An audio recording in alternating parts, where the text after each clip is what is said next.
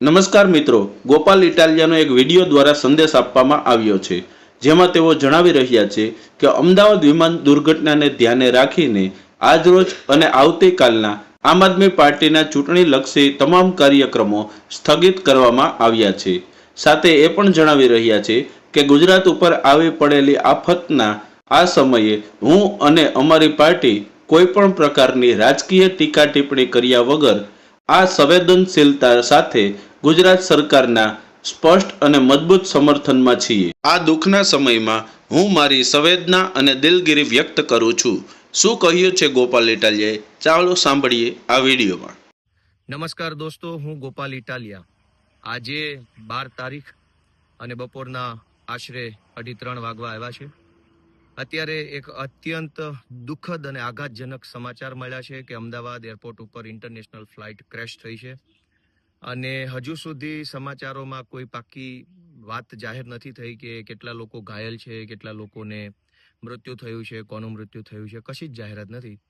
પરંતુ દોસ્તો, આ અત્યંત દુઃખનો બનાવ છે, આ અત્યંત આઘાતજનક બનાવ છે, કરુણ ઘટના છે અને એટલે અમે અમારી પાર્ટીએ અને મેં નક્કી કર્યું છે કે આ દુઃખના સમયમાં કોઈ રાજનીતિ નહીં અને એટલે અમારો નિર્ણય છે કે આજે બપોર પછીથી અમારા જેટલા પણ સભા, રેલી, સરઘસ કે જે કંઈ પણ રાજકીય પ્રચાર કાર્યક્રમો હતા એને અમે આજે સ્થગિત કરીએ છીએ અને આવતીકાલે તારીખ 13 જૂનના રોજ પણ સવારથી લઈ સાંજ સુધી અમારા જે કંઈ પણ પ્રોગ્રામ હતા પ્રચારના કે સભા રેલીના, એ તમામ પ્રોગ્રામને અમે સ્થગિત કરીએ છીએ.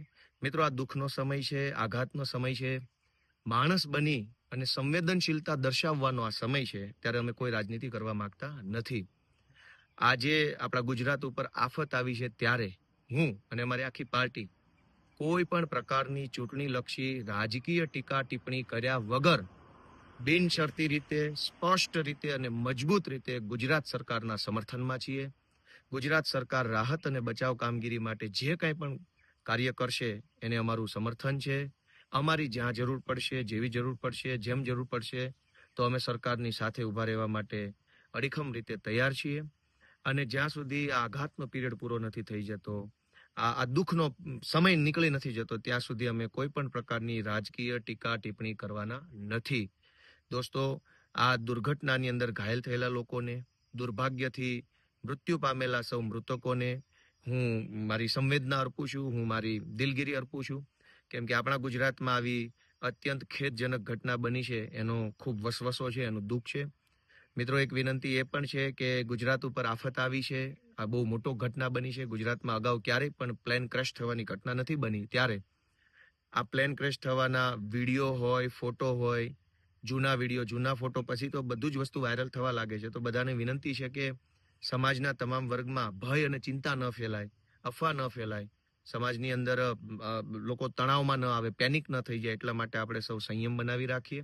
સરકાર તરફથી આપણને જે કાંઈ સૂચન, આદેશ કે માહિતી મળે એને શાંતિપૂર્વક જાણીએ અને જાણ્યા જોયા વગર કોઈ પણ વાતને આપણે ન ફેલાવીએ, એવી વિનંતી સાથે ફરી એક વખત હું આ દુઃખદ ઘટનાનો ખેદ વ્યક્ત કરું છું.